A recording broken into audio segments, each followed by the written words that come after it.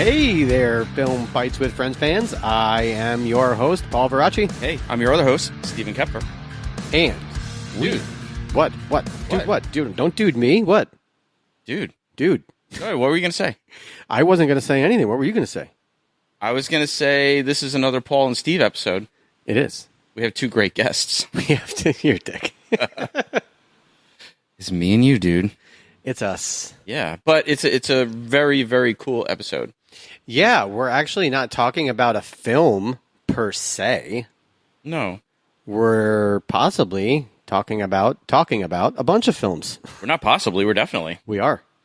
Yeah, man. Should we just tell them? Let's just say it. Let's just say it. We're launching a film festival. We have decided to launch a companion film festival. Yes, to our podcast. It's pretty exciting, man. I can't wait. I'm just like, I'm already excited for submissions, even though we're like not taking them yet. But exactly. We're like I said. But we're announcing it early so all you filmmakers can get started because because there are limitations, time limits, and there's parameters for when you start filming this. You have to have within the 2 years. Yes, the film has to have been produced within 2 years of the date of the festival. Yes, which will be September 19th, 2027. Save that. Mark that in your calendars. Not this year. No. Next year, guys. This is away. This is not lots next of time. Not next month. Yes. Well, because this episode by the way, this episode drops on my birthday, August 28th. Oh, very nice. Yes. So we're announcing this on my birthday, which is pretty cool. Oh, very cool. Yeah. So it's not next month, guys. I just had my birthday. Oh, that's right. On the podcast. It dropped right after Larry's episode. Oh, there we go. I think Larry's episode came out on the 18th. I'm on the 21st. Yep. Yeah. Yep. Yeah. We're getting old, dude. I know. It's about time we did a fucking festival. No, but, for the listeners, just a little backstory is we came up with the idea of a festival before COVID and actually started putting the pieces together back then, but we didn't have the podcast. No. COVID interrupted us, as usual, like it interrupted everything. Yes. And then post-COVID, we started this shindig here. Yeah. And then this kind of naturally just... Yeah. It's like, hey. I mean, listen, we have hosted film screenings twice already as part of our live shows. So we're not rookies at this. And a lot of people may not know, most of you guys may not know, that I did organize once a film festival. At Madison Square Garden. I was the curator of the MMA Documentary Film Festival. Oh, yeah, that's right. Back in the day. Yeah.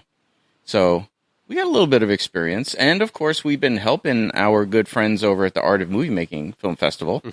They're coming up this year, too. You guys should submit. They have some great stunt categories. And we also have a great panel of judges. Oh, for ours. For ours. Yeah. What's really cool, I think, Paul, is that this is such a...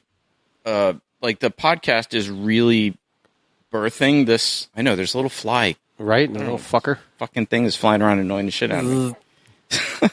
But all our jury members, aside from you and me, and I guess including you and me... Well, our past guests on the show. Have been past guests on the show. Yeah. So let's actually talk about who is on the jury for this festival. And there will be more announced, but for now, let's tell you who's agreed. Our good friend, Becca GT. Yes, Becca. She's going to be a great judge. Stunt coordinator, stunt performer. She's... Natasha Leone. Stunt double. Yeah. Since what? Poker Face? Russian Doll? Which came first? Russian Doll chicken was... or the egg? Russian Doll was first, but she did double her a bit on Orange is the New Black, too. Yes. And she's also a stunt coordinator on The Gilded Age. And she's been a 2-time guest on our show. Yeah. A double. So, a super awesome judge to have. If you go to our Patreon page, you'll see pinned at the top the festival information, and we're going to have links to all the episodes with our jury members. So if you're curious about who's judging the entries in this festival, you can watch the interviews with them. It's pretty cool. Very cool. So it is truly a podcast-related festival. Absolutely. It is a companion in every way. Yes. Next jury member, Hugh Fitzgerald. Hugh. We love Hugh. From L.A., the other side of the country. Yes, the other side of the country. 87 North grappling instructor, writer, filmmaker himself. Also, 2-time guest on the show. Yes, and Hugh is one of the most demented minds ever, and I love him for it. Yes. But he worked on Red Belt, which you can learn all about in his interview on this show, The Unit, and most recently, Hell Hath No Fury. Oh, yeah. Yeah, he did stunts on that. That's right. Yeah. So, Hugh is on the jury. Who we got next on the list? Laurel. Yes. And Sean... Come on, I'll say it. Lauro, we can call him Lash. Chartrand del Valle. Chartrand. I always feel like I ruined that name. And also the first jury member, by the way, who's not in the United States. Oh, yes, that's right. We're going international, folks. Going international. Canada. Repping Canada. But Lash is the second unit director and stunt coordinator of Shogun, the amazing series. I can't wait to see what they're going to do with season 2. I'm always so like, yeah, oh, they're going past what was actually written. Yep. But then sometimes it's almost better because now you have nothing to base it on. Mm-hmm. So it kind of like survives on its own merit. Yeah. As opposed to like them just not doing anymore and being like, the book didn't do anymore, so fuck it, we can't do anymore. Mm-hmm. We will see. I know. We will see, man. And, until then, we're just going to have to... wait. No pun intended, or maybe there is. Play with our umbrellas. Ah, yes. We got those wonderful gifts. I love it when it rains now. I'm so excited umbrellas. When it rains. I truly do get upset when like today, I had my umbrella in my car, and I actually thought I forgot it when I got to the train, and I was happy when I was like, oh, I have it. Yeah, for those listening who aren't aware, who haven't been following us that long, after Lauro and Charlene, who is also Charlene Royer, who is also up in Canada, stunt performer, stunt coordinator, who worked on Shogun as well. They sent us the Shogun wrap gifts, which were samurai sword umbrellas. So cool! Oh my god. Very, very awesome. We still appreciate you guys so much for sending. We sent you little pins. You sent us fucking umbrellas. I also sent them, me and my collecting. I got some extra hero versions of some stuff that I sent them. So I sent them some samurai Stan Sakai nice. pops. Yeah. Nice. He's also a writer and director. He did his own film, Protectors of the Land, which y'all can see on Tubi now. So check it out.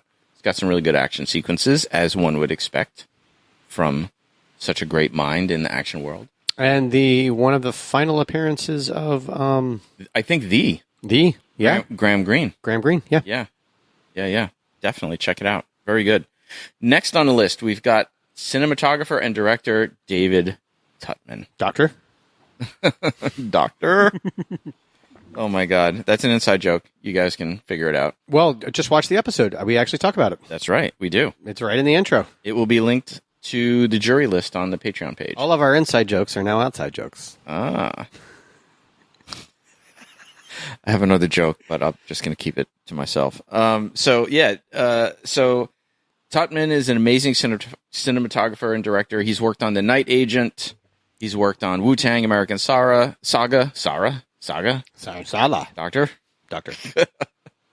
And The Following and Damages, which he's extremely proud of. I think he directed a bunch of Damages, didn't he? Mm-hmm. Yeah. Great stuff. And I think right now he is about to jump on Elsbeth. Oh, is he? Yes, I believe he's about to start. He probably will start by the time this episode airs. Oh, wow. Yeah, which is stunt coordinated by our past guest, Kevin Rogers. And also, I think the unit production manager is Gail Behringer, who I worked with on Wu-Tang, so she loves to keep a crew nice and tight, which is great. Cool. Love you, Gail. Next on the jury list, we also go international with Sonny Pang. Sonny! We are so glad that Sonny agreed to be on the jury. My big brother, Sonny Pang. I mean, this guy is an action mastermind. I love how every time he's like, don't beat me up if I screw up. I'm like, we beat you up. I'm like, don't fucking beat us up, dude. Dude, every time he sends us a message or an email, he goes, I don't want to meet you guys. You're going to Sambo and Krav Maga my ass. I'm like, what the fuck? I'm like, you're going to Kung Fu the fuck out of us. Yeah, no shit, dude. But anyway, you guys might know him from The Night Comes for Us, from Headshot. Both on Netflix, I think. And Havoc. Yes. All 3 on Netflix. All 3. Havoc, which was coordinated by also past guest Jude Poyer. If you have not seen The Night Comes for Us, man, it's so good. Yeah, totally. I mean, all 3 of those movies are amazing. They're all awesome. Also, we have past guest and screenwriter Joshua Todd James. Gosh. 2-time guest on the show. And host.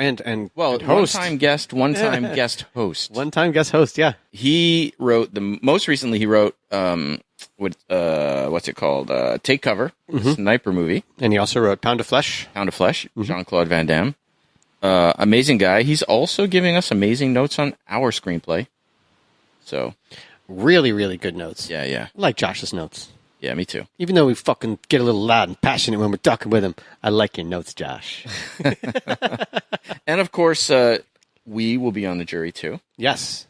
And then we have others that we have asked we're waiting to confirm. They have expressed interest. More judges to be announced. Internationals. Or not. Too. International. Mm-hmm. Yeah, totally.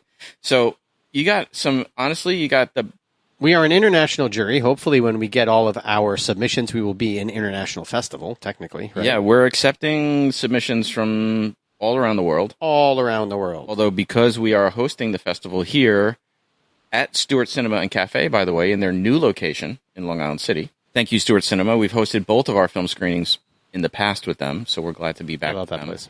But because we're an American... a United States film festival, any international submissions in another language, you have to be subtitled in English. Yes.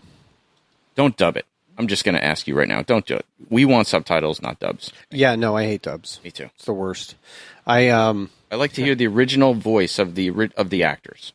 You know, I have The Raid and The Raid 2, and I didn't realize that when I bought The Raid 2, I bought the English version. Oh, no. And I can't, it won't let you fucking switch. Really? I'm so fucking pissed. So I always get excited because I always fucking forget every time I do like a raid marathon. And then I get to the second one and I'm like, it's not on Blu-ray? Fucker. No, I have it on, yeah. I bought the Blu-ray I bought it on like Prime. Oh, gotcha. And, well, I probably do own the hard copy, but sometimes I just bought shit on Prime because I'm a fucking degenerate idiot. It's easier to just hit a button. Exactly. So, yeah. Oh, that sucks. I hate that. It's almost, I feel like it's, it's like riff tracks or Mystery Science Theater. You're like one step away from pretty much that when you watch the dub. Another reason, folks, to get the Blu-rays and keep the physical media. I love the Blu-ray because you can choose dub, subtitle, original language. You can choose the American soundtrack, the original soundtrack. Yes. You can, all that stuff. For my birthday, I got my in-laws. They give you they give me money for my birthday, but the deal is I can't spend it on bills or anything like that. It has to be for fun stuff. Right. So I bought myself a German special edition of Rollerball. It comes with like 5 discs and all the special features, and it's like, what was I going to say? I don't know. Me neither. German special edition. I lost my train of thought. No, there was a reason I went into that. We were talking about Blu-rays and physical media, and you can change the... yeah. And what's funny is now some of the physical media that's coming out or some of the HD versions you can't actually get here. So you have to... So I'm getting a Region B player. No. Oh, interesting, yeah. So I can play all of the physical media that I'm starting to get now because they're just not releasing stuff in this region anymore. Speaking of that, I don't know if you saw the news, but PlayStation Network... Bullshit. ...is dropping like 500... They're cutting like 500...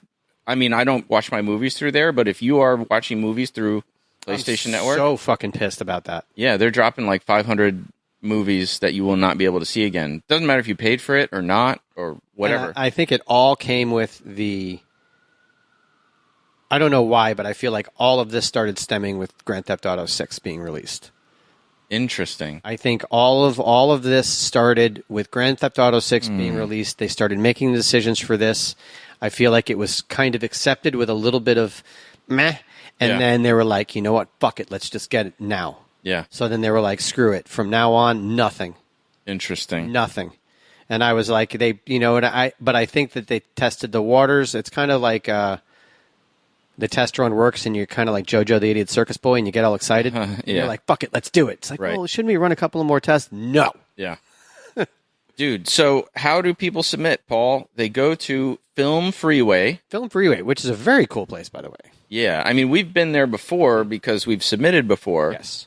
To different festivals, but we are now on Film Freeway from the other side, from a festival host perspective. And so the link is in the show notes, but you will not be able, let's go through the timeline. January 1st, you can start submitting, 2027, right? Then, let's see, January 1st, the early deadline, it'll cost you from January to May 8th. It'll cost you $15. Okay.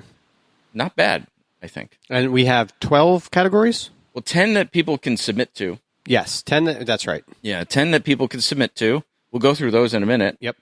And then 2, the audience choice, which will be voted on by the audience on the day, and the best in show, which will be voted on by the jury from those that make the nominee round. Yes, and also the prices are per category. Yeah, per submission. So if you submit to 3 different categories, it's $15 per category. Yes. Right. So, so that's the early deadline is May 8th. And so you can start between January 1st and May 8th. You can submit for $15. The regular deadline is June 12th. That'll be $25 to submit. And then the late deadline is July 10th. And then we will announce the nominees on August 14th, which gives you about a month, a little over a month to plan to get your ass here to New York City and attend the festival. So all the finalists, all the nominees will get at least one. We'll get one free ticket. Yes. We'll get one free ticket. If you win the best in show, you'll get a free, you can submit for free the following year. Yes, for the next festival. Yeah, and well, let's go through the the awards. Word. And then the categories. Where are you? Here we are. Here's the categories. So here's the 10 categories that you can. We're going to choose 3 nominees per category. Yes. Right. And if we haven't mentioned it already, all the films must be 5 minutes or less. This is a short film festival, and that includes credits. Right. So keep your credits short. So 3 nominees per category. Okay. So the first is Best Action Design, of course. 3 finalists per category, right? No, 3 nominees. 3 nominees? Okay. Yeah. Then the winner. Then, yeah. I mean, finalist or nominee, same meaning. But you're 3 we're going to pick for each category. So, and then the jury will choose from the nominees, right? So, Best Action Design, Best Cinematography, Best Story, Best Editing. Yep. Best Sound Design, Best Practical Makeup Effects. I like that one. Yes. Best Action Performance, Best Soundtrack, and Hardest Hit. And this one, I really hope we get people to submit to the Celluloid Cinema Award. I like that. If you guys shoot on actual film, yes, you can submit to this one. We want to encourage people to shoot on film. You can screen it on digital. Obviously, you'll have to transfer it. Yes, but if you shoot it on film, Celluloid Cinema Award, you would submit for that one. So those are our judge voted categories. Yes, and then we have 2 other categories. Yeah, the Audience Choice. So the Audience Choice Award, which is exactly what it sounds like. Well, the first 10 are, the jury will pick the winner. Right. The audience picks the winner for the Audience Choice. Then the Best in Show, the jury also picks, but you don't submit. You guys don't submit for that. Right. So of all the nominees in all the categories, you will be eligible for those 2. So you don't have to submit for those, right? So if you're a nominee in any of the other 10 categories, you're automatically in the Audience Choice Award and Best in Show. Yes, you're automatically running for those. You have no choice for Audience Choice. If you ask nicely, you can decide to not be submitted. Yes. So hey, let's run through let's run through who's not eligible to submit. Ah, yes. This is important because we really want to honor practical filmmaking. Yes. Right? No AI. Yeah, so here's the list. No generative AI films. And listen, it's not that we don't appreciate the creativity that goes into that, but that's just not what we're honoring. No. Right? So no generative AI films, no motion capture. Motion capture. Motion capture, yeah. No animation, right? Or live action films that have AI characters. Right. I mean, I was, it's so funny. My brain went down such a crazy rabbit hole. Do you remember that movie that came out, Scanner Darkly? Oh, yeah, I love that. I was like, that's rotoscope stuff. I was like, you could do that. Well, because that's real people. That's right? No, that's what I'm saying. But that's where my brain was like, oh, what if somebody decides to do that? I don't know if somemone's going to, but that's that's like the old heavy metal movie. Yeah, or the old, cool. Or the original Lord of the Rings, the original animated ones. Yes, yeah, totally. That's rotoscope stuff. That's amazing. That's where for those listening, if you don't know what that is, that's where they do the animation. They actually film it with real people, and then they paint over the film. It's really cool. It's really cool. Old school. But yeah, Scanner Darkly is great. There's another one. Well, anyway, it doesn't matter. Yeah, but no animation. If you're not able to submit a portion of a longer movie. Yes, it has to be self-contained. Yeah, self-contained short film. And along those lines, you also can't submit an episodic. So you can't submit episode 3 of a series. Right. It's got to be a self-contained short film. Completely self-contained short. Yeah. And what's really cool, I think what you and I we've done festivals a bunch. There's not a lot of action film festivals. Well, there are, but I feel like they're not action film festivals. They're like Kung Fu, or they're even the Urban Action Showcase is geared towards Kung Fu stuff. It's definitely geared towards the TMA crowd. I like they're always big with what the fuck is it? The one with Tamak and Shonuff. And Shonuff. Yeah. That and Black Dynamite and and Michael Jai White, and they're like almost they honor almost a subgenre of the action right genre. Yeah. A great event. I had an awesome workshop with Michael Jai White there. It was great. Oh yeah, it's a great event. We actually won for Rewind. He told me, I'll never forget it, Michael Jai White told me to knee him in the chest like I got a pair. And you said, but I don't have a pair. I was like, I'm so scared of you, dude. Yeah. But Urban Action has almost evolved into like a con, kind of. Yes, absolutely. With booths and cosplayers and all. It's a great event, but it's gone beyond being a film festival. Yes, very true. I think part of it is maybe when HBO got sold or bought or whatever, and HBO Cinemax used to sponsor that. Oh, that's right. And then with all the gobbling up of studios buying other studios, they stopped being part of that. And it kind of evolved in this new direction. Cool. Well, good for them. Hey. Yeah, totally. Dude, they've been around forever. Right? We submitted to them twice, right? For the documentary, Concrete and Crash Pads, and for Rewind. We always have a blast there. Right. But to our original point, we've submitted to some other festivals that have an action category. Other short film festivals. But not based around action. Yeah, and there's been some, but they don't last. Or there's film festivals that are based around, honoring the behind the scenes more. There's the Art of Movie Making. The Art of Movie Making Film Festival. Haha, I got it right. But nothing that seems to be action. Yeah, and also just really supporting up and coming filmmakers. Like a lot of these festivals, let's be real. A lot of them are just complete bullshit. Fucking cash cows that people are just using to make money, and people aren't getting much back. The filmmakers aren't getting much back in terms of anything more than some laurels to promote your film with, So we want to do more than that. We want to actually give something back. So the winner in The winner of Best in Show, aside from getting free submission the following year, and aside from being invited to be a guest on this show, we will give them $500 cash. And they're going to get to have notes sessions with our jury. Yes.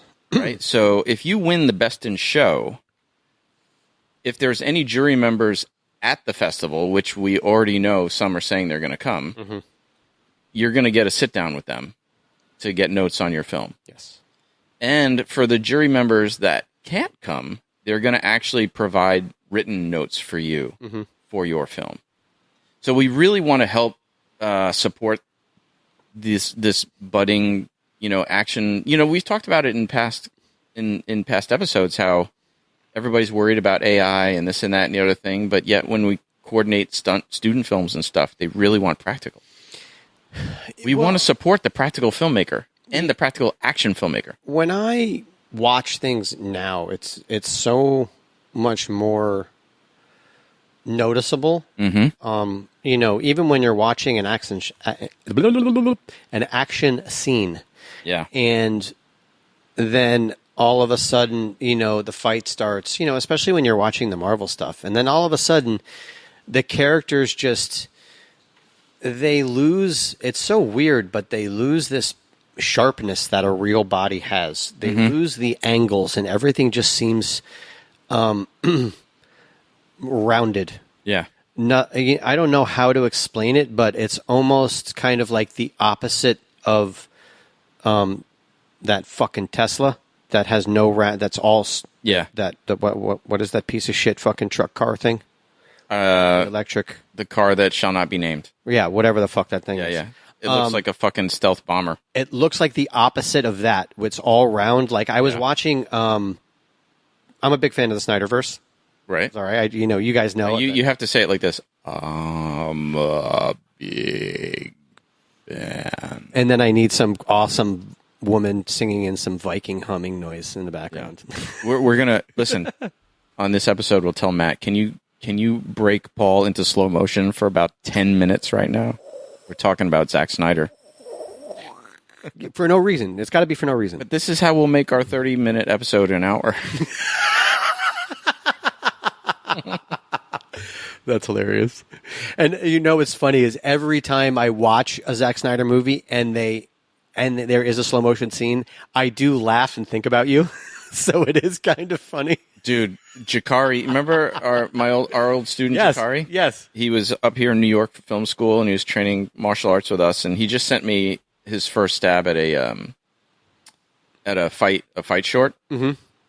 And I gave him notes, and we got on the phone and we watched it together, and I gave him notes. But one of my notes was like he literally put slow motion in there. Oh, that's funny. And he actually, honestly, he did a pretty good job. But he did a better job than a lot of first timers when they do a first sort of action sequence. But he made the hallmark mistakes. No story at all. Yeah. Which is why we have a best story category in this festival. I mean, the fight was cool, but what he did was, it was like one pace the whole time. Yeah. Very slow. Yeah. And I said, this could be so much better, but right now it's 3 minutes of boring fight because it's all just the same pace throughout. It's not, there's no syncopation, there's no speed up, slow down. If you want to, in my opinion, one of the greatest uses of slow motion, and I always tell people this, and most people, back in the day, everyone saw State of Grace with Sean Penn and Gary. Oh, yeah. Everybody has seen that movie. Now, not so much. It's a kind of a 90s noir, Hell's Kitchen, Irish gangster flick. Obviously, Sean Penn, Gary Oldman at their best. But the final scene, the final shootout scene, it's like 4 minutes and 39 seconds. Not that I'm a big fan of this at all. The whole scene is slow motion. And most people are like, it's got to be fucking terrible. It's not. No. It is one of the greatest fucking final shootout scenes ever. The whole thing is slow motion. Every hit, every squib, every reaction, every single moment broken down to a slow motion millisecond sells. But there's a reason. for that. It's a storytelling tool. For sure.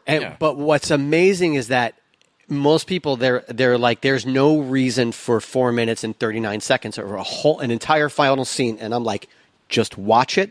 And then, and literally I had a stunt coordinator, and I was on the phone with, literally, and he was like, hold on.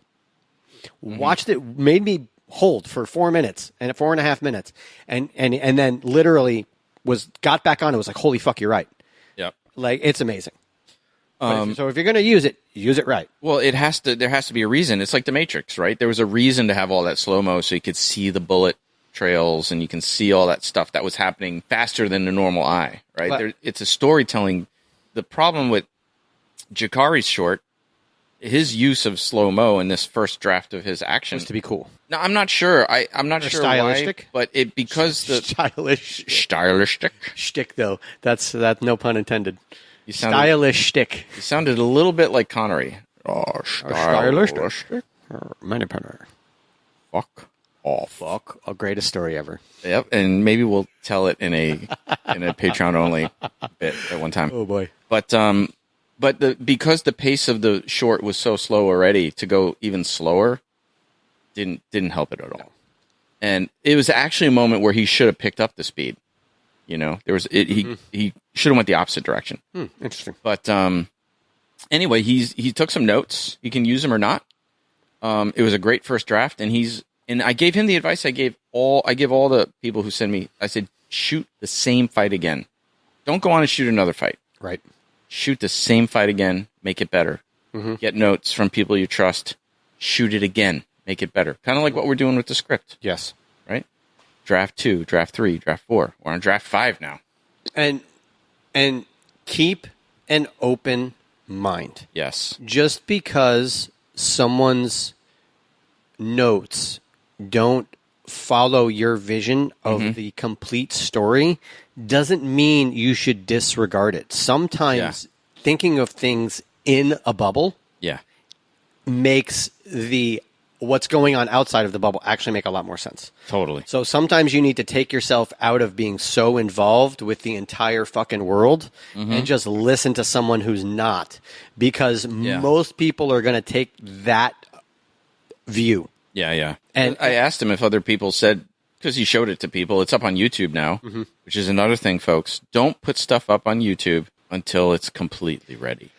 Like, literally, because if you want to be, you know, a filmmaker, and you want people to take your art with the best possible intention, don't put up first drafts. Well, I have a new term. Don't Huber post. Huber post? Yeah, don't post for hubris. Don't post because you want someone to say your shit is awesome. Like, well, and that's what I asked him. And most people, what they'll do is they'll erase fucking 30 comments that are legit and keep 2 that are great. If they're not, I asked him, what did other people say about the slow-mo? He goes, everybody was saying they liked it, but they're all your friends. He said they're all my buds. Like, they're not going to tell you the truth. But, well, also, you've got to realize that there are... How do I... Some people think slow motion is awesome because the move is awesome. Not because the slow motion is necessary and it's warranted and should be there. Some moves are absolutely awesome, and the move is so cool that, yes, it warrants slow motion, but does that as a whole warrant slow motion in that moment? Probably not. You just want to see the move because it's cool. Yeah, and to the final point, like he was regarding the story, right?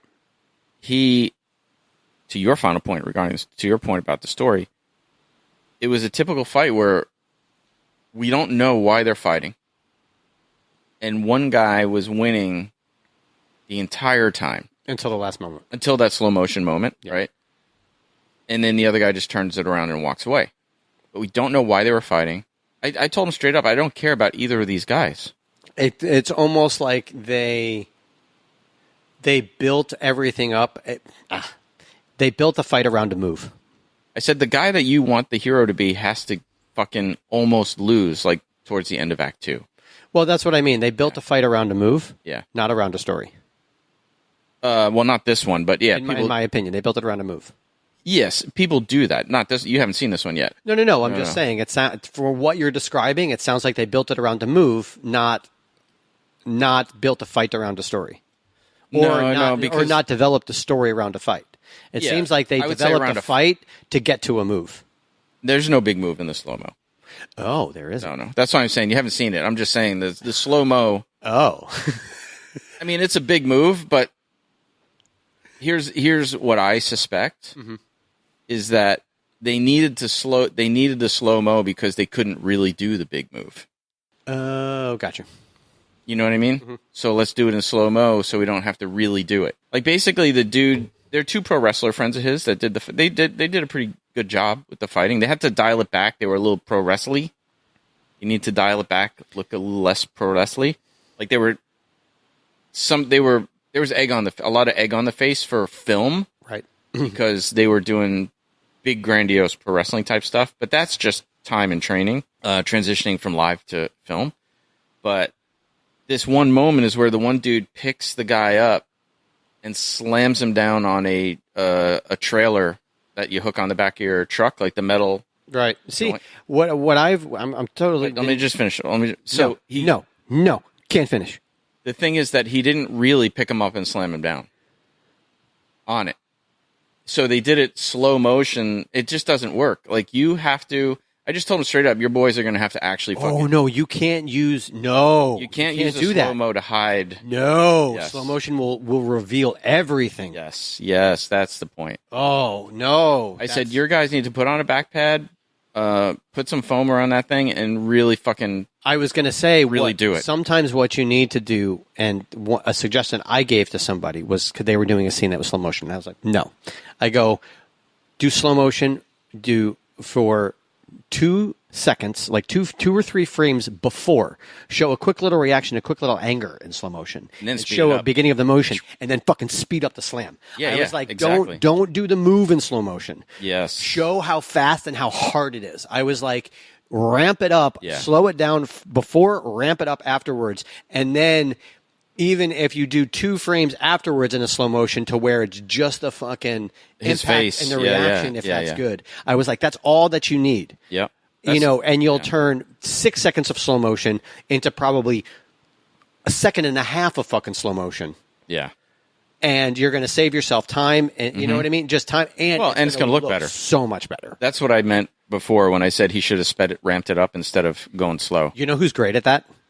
Guy Ritchie. I love Guy Ritchie's stuff because he'll go fast, slow. The end fight and snatch between Brad Pitt and I forget who the big guy he fought, the last fight. Yeah. But when he threw that uppercut and Brad Pitt did this slow motion fall and then he landed in the fucking pit of water. Yeah. That whole fight was the perfect example of ramping up, speeding, and slowing down, but not overdoing slow motion. Well, that's like why we called the little stick fight thing that you did with Calvin that time. We called it the Guy Ritchie cut. Oh, yeah. Anyway, listen, we went off on a big tangent.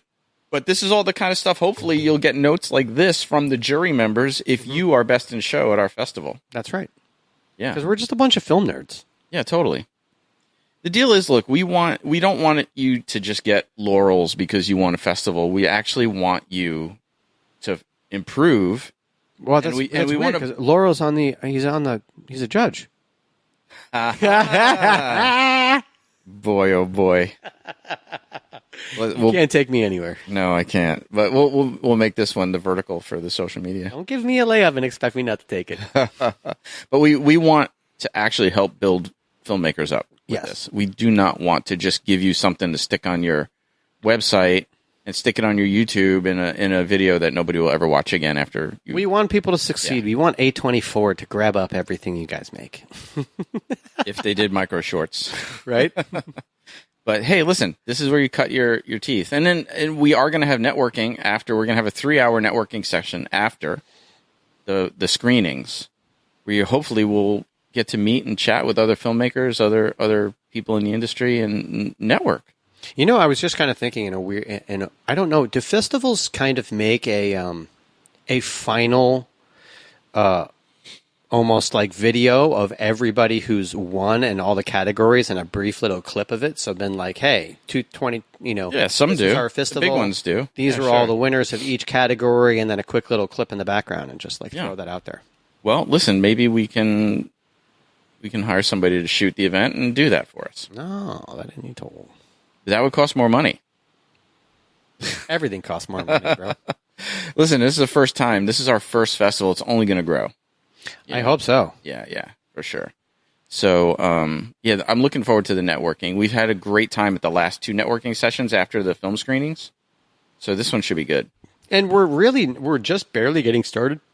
And most of it's, you could say, like a social media word of mouth, but people are already like, dude, this is awesome. Yeah. People, we've announced it on Instagram and stuff already, and it's generating some buzz. So, yeah, man. I really hope you don't only submit. Like, if you can come to New York to the festival, come. And it'll sell out fast, I think, once we put tickets up, because it's only a 50-seat theater. Yep. So, half of it's going to be full of filmmakers, hopefully. And then our supporting Patreon members will get free tickets, of course. So that's only going to leave a handful of tickets to sell or for plus ones or whatever. But because the networking section is happening in the cafe restaurant of Stewart Cinema. Right. The ticket sales technically is really only for people to watch the shorts. Yeah, you can come in to the theater, but you can just come to the event. You can come to the networking part. Kind of like a con. You just can't go to the panels. Yeah, totally. Because you'll be able to come, have a drink with us, hang out. So that'll be after the screenings. But, I say we fill the place up. Stewart Cinema would be happy if we bring in more people. For sure, especially now they opened up a real cafe restaurant. Yeah, for sure. Yeah, man. And, of course, we go to our favorite place across the street afterwards. Yeah. And, of course, none of this across the street. No, we're not. We're not in Brooklyn. We're not in Brooklyn. That's right. Stewart Cinema. They upgraded. They upgraded. They're in Long Island City. They're in Long Island City now. That's right. I forgot. Yeah, totally. Long Island City, New York City. New York. I was thinking of the place in Greenpoint. Yep. With that great little bar bar across the way where we did all our networking sessions. I gave him the Ecto 1 signed license plate. Yeah. Listen, man, we'll have to do a location scout over by the new Stewart Cinema and see what's around there. Oh, there's plenty of good shit around there. I mean, Long Island City is... Dude, it's a hot spot right now. There's so many good food things out there. If you've never been to New York, definitely submit to this and come to the festival. Absolutely. I think you'll have a good time. Mm-hmm. Definitely. And... what the heck? They say New York, New Jersey right now are the hottest markets in the, New York hit the first time they hit pre-COVID numbers for film location permits. Good. Yeah. Hopefully they actually start using them after the fucking World Cup. Well, dude, the problem is right, here's, let's just be honest. The problem is, we're back to pre-COVID level production, but... everyone's still scared to shoot. No, everybody's fucking moving here. Oh, yeah. So before, where you might have 10 people trying to get a role, now you've got 20. You know what I mean? So the locals are being squeezed out. And listen, I don't fault anybody for moving anywhere to get a job. Nope. Not at all. I'm just saying that. Because we've all been there. We've all been like, hey, I'm going to submit to this. Do you mind if I use your address and call a buddy? Listen, I've worked in California. I've worked in New England. I've worked all over.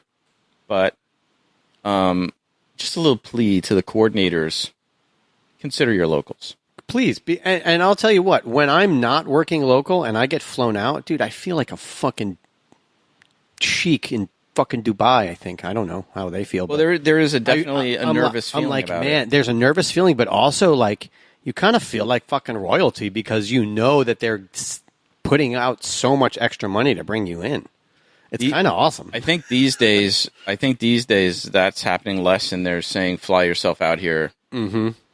Which, whatever, that's a whole nother episode. But well, I was going to say it is because now is it worth it to you to break even to work just to work, just to have your name and just to get something in your credit list? No. For me, it would be 100% worth it if it means getting health insurance. Yes, there are lots of different reasons to look at it.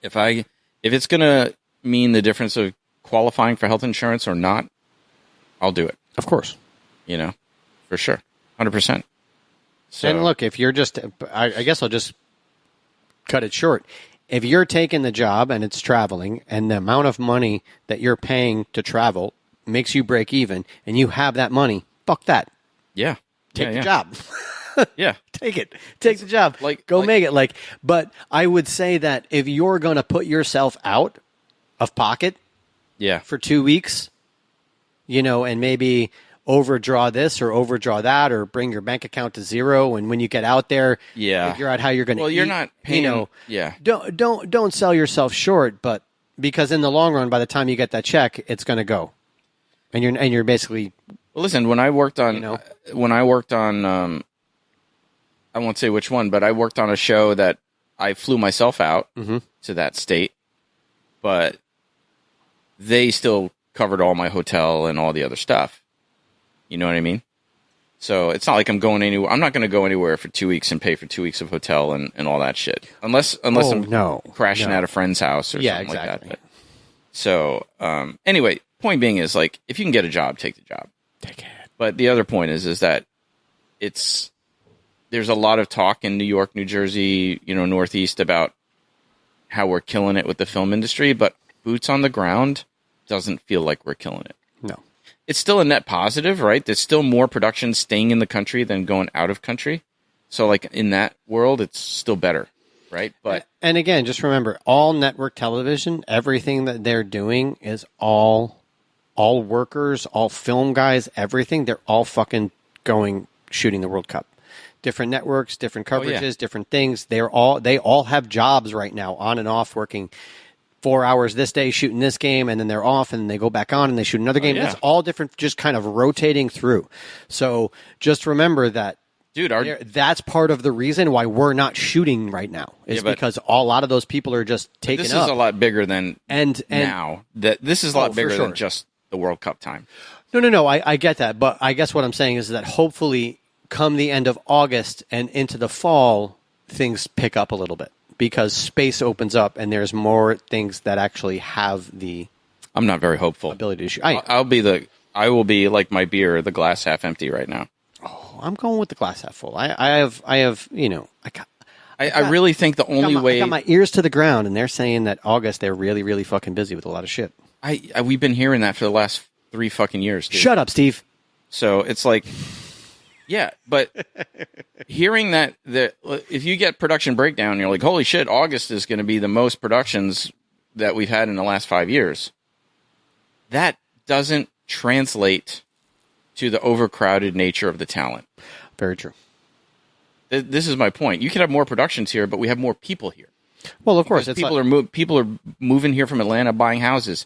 Half of the shows being coordinated in New York are being coordinated by LA coordinators. Well, like when they were shooting that whatever, we know what movie it was, but they were shooting that and we got a call, a text from our buddy. It's like, hey, are you shooting on this? Every New York stunt person is out here. And I'm like, well, there was an audition. Dude, there was an audition for a movie here. Like, what the fuck? Right? There was an audition for a movie upstate New York here that I don't know, 100 people showed up to, let's say. Mm-hmm. Like half of them were from Atlanta. Half of them were not from New York. Mm-hmm. People are coming to New York for the work, and more power to you, but it's just making it harder and harder to get work. But it also just should let you know how dry the work is everywhere else if people are coming from Atlanta to New York, because 3 years ago it was the other way around. Yeah. We were running to Atlanta or hoping to get calls from Atlanta and submitting to Atlanta and asking friends if we had couches we could crash on if we got a call. Yep. That's why I don't fault the performers at all. Fuck that. Hell no. Wherever you got to go to get a job, get a job. Make your money. I do feel like the coordinators, that's why everybody loved Doc Duhame. When he came here to do Ray Donovan from LA, mm-hmm. he really stuck with the ethos. I'm going to hire local. He did. And I will vouch for that. I never got hired, but he called me at least two or three times. He submitted you He submitted me many times. Yeah. I just can't help. I'm very ugly. Sorry, guys. Yeah.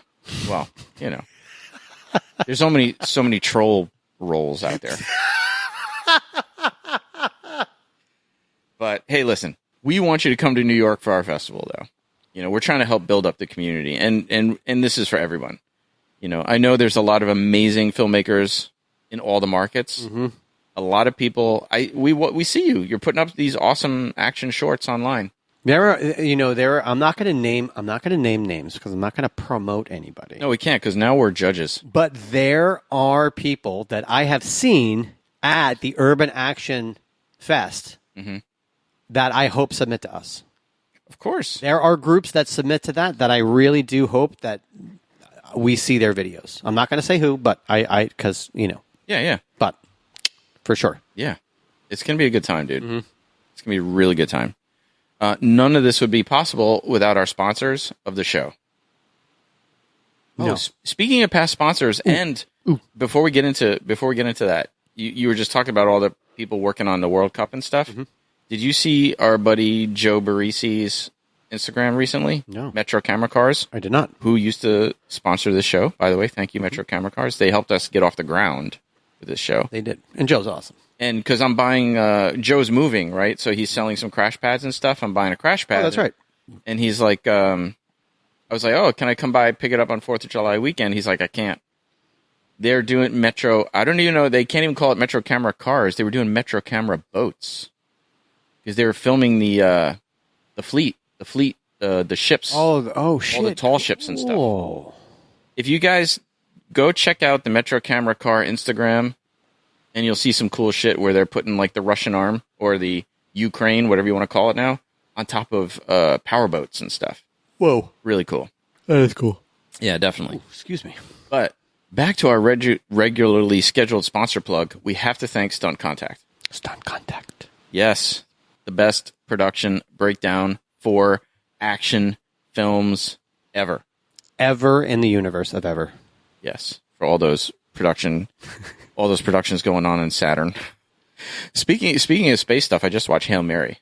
Fucking great movie. Oh, was it good? It was really good. It's Ryan Gosling's new flick? Yeah. Word. Yeah, definitely. It's a long one. It's like, it's just under 3 hours, but it's really good, dude. I'm a big fan. I want that. They need to make Nice Guys too. So, Stunt Contact, if you are not a subscriber to Stunt Contact Breakdown, you must be. And if you need to renew or start your subscription, use our discount code FFWFPOD for a killer discount, dude. 25% off the daily, 15% off the weekly. You will not regret it. Really. I love them. What are you staring at me like that for? Yeah, because I just want to see how long you're going to go waiting for me to talk. Yeah. And, listen, we mentioned it before, but listen, our supporting Patreon members, you guys rock. Every single person who supports our show from a non-paying level to a paying level, but those Patreon members who kick in a couple bucks every month, man, we really, really appreciate it. It helps the show keep going. It helps us pay for our producers. We're not eating steak dinners. No. Not even ramen dinners at this point, but But yes, we appreciate you guys. You're the lifeblood of us. You are literally. We'll get an infusion of maybe like we just did that job for the Adobe job, which is actually helping fund this film festival. But the day-to-day operations, the hosting fees, the paying our producers, all that stuff. That's all because of you guys. Yeah, the Patreon supporters are so important in that role, and we appreciate you. Because obviously we're not working enough. Listen, if I was a younger performer right now and I didn't own this studio for 20 plus years and already have that income stream set, you'd be fucked. I would be really nervous right now. It's a tough time to get into the business for sure. But I'm also not one of those crotchety old naysayers saying, turn around, do something else with your life, blah, blah, blah. If you want to fucking do it, do it. And we're hoping that our film festival will be a little kick in the ass to some people who might have been on the edge, on the fence, wanting to shoot something but haven't. Go and do it. Now you have a reason. You know what I mean? Come. Help support us by helping us support you. Yes. Right? What he said. I'm like, that's kind of what we're doing. By supporting this festival, you're helping us support you. Yes. And in a weird way, you are putting yourself out there with, I'm going to say, I don't know if you guys know all of the judges and you guys have, easy communication with them. But before we started the show and we had them on, we didn't. So I'm going to say that any of you guys that are wondering what you really have and want that opinion that's unbiased and true, this festival is it. Yeah, you're not going to get the emoticons and the hearts and the fucking smiley faces. You're going to get like the real opinions, like we were talking about with Jakari's short film. And so, but at the same time, all of our jury members are also in the business and also were beginners. And also were, you're going to get legitimate advice, empathetic advice. Nobody's going to shit on you. Mm-mm. It's all going to be good-hearted, wanting to make you better at what you do notes. So, hopefully, I'm so curious. I mean, we're a little over a year away, but I'm so curious about the submissions. I know. Everybody check out our Film Freeway. You'll see everything you can submit for, all the different categories, starting January 1. Got to do it. It's going to be awesome. Yeah, man. 100%. I can't wait. I can't wait. I can't wait for submissions to start coming in. Yeah, dude. Me too. I can't wait. And as always, in our show notes, we have the link for our food drive. If you want to contribute to our Feeding America food drive, the link is in there. Feed America. Yes. It's literally pathetic how many people in this country have food insecurity. And we want to do a little bit about that if we can. So check out our Feeding America food drive link. And also the Technical Standards Program of ESTA, the people that write the safety standards for this industry. They are totally dependent on donations and sponsorships to do what they do to help keep people in our industry safe. They do it completely out of their love for us and their love for the industry. They do. So the websites and the links are all there. You can join our mailing list at fightingwithfriendspod@gmail.com. Don't forget to like, follow, comment, give reviews. By the way, that's also our Zelle if you want to send us money. Zelle. That's right. You can just send us money. You don't have to join Patreon if you don't want to. That is true. No, you can sponsor. And seriously, though, we do have a festival coming up. If you're interested in sponsoring the festival, hit us up. You can just be like, hey, I just inherited $10,000 and I don't know what to do with it. I'm going to give it to you guys. Listen, if you own there's many ways you can sponsor a festival. So if you have any ideas and you want to jump on board, shoot us an email. Please do. Yeah, totally. Like, follow, comment, subscribe, all that wonderful stuff. Spread the word. Share a post. Otherwise, keep watching and keep making films, guys. Yeah, that's it. Thanks so much for listening to us ramble for the last, 58 minutes and 45 seconds. 47. Bye-bye. All right, later. Film Fights with Friends is produced by Stephen Koepfer, Paul Varacchi, Press Record Studios, and Breakfall Studios. This episode was engineered by Matthew Kaplowitz. This show is powered by our supporters at Patreon and is a registered trademark of Film Fights with Friends, LLC. Original theme by Ahrue Luster.